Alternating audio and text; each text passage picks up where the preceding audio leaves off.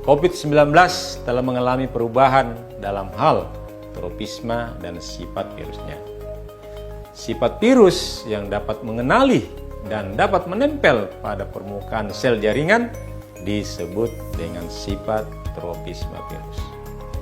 Kini virus COVID-19 lebih sering menimbulkan gejala keluhan saluran pencernaan dan diduga tropisme virus COVID-19 telah bergeser di saluran pencernaan, lambung, dan usus, di mana sebelumnya lebih suka di saluran pernapasan.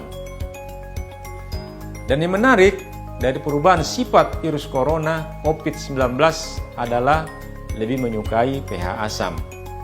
Oleh sebab itu, mereka dapat bertahan di lambung dan usus besar, di mana kedua organ ini adalah ber-pH asam, tetapi lambung lebih ber-pH asam, usus besar sedikit asam.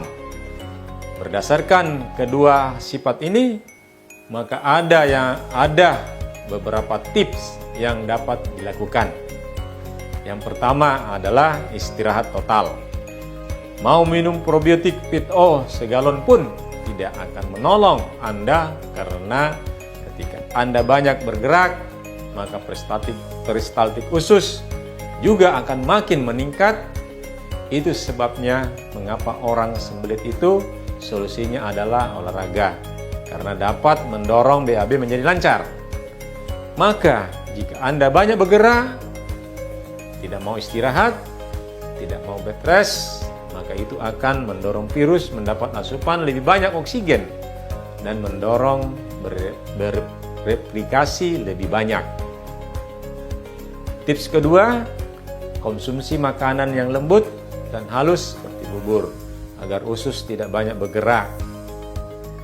Dari aspek sifat virusnya, virus COVID ini menyukai pH asam, sehingga ia dapat bertahan lama di usus dan terutama lambung yang pH-nya memang sangat asam. Maka untuk mencegah perkembangbiakannya, tips saya berikutnya adalah: yang pertama, hindari stres, karena stres dapat meningkatkan kadar asam di lambung. Fokus melakukan hal-hal yang Anda sukai, yang membuat hati riang dan banyak tertawa.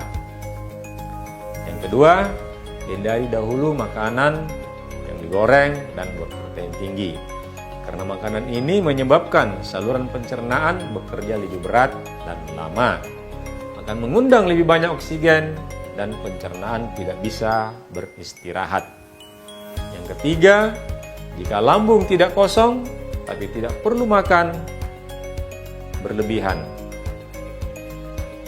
makanlah dalam jumlah sedikit tapi sering. Yang keempat, selain konsumsi probiotik, Anda juga harus mengkonsumsi prebiotiknya, yaitu makanan bagi bakteri baik yang akan membantu Anda melawan virus COVID-19.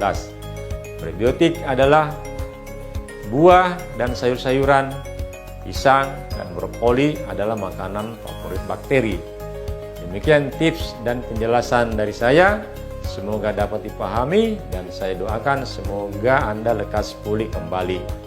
Salam sehat.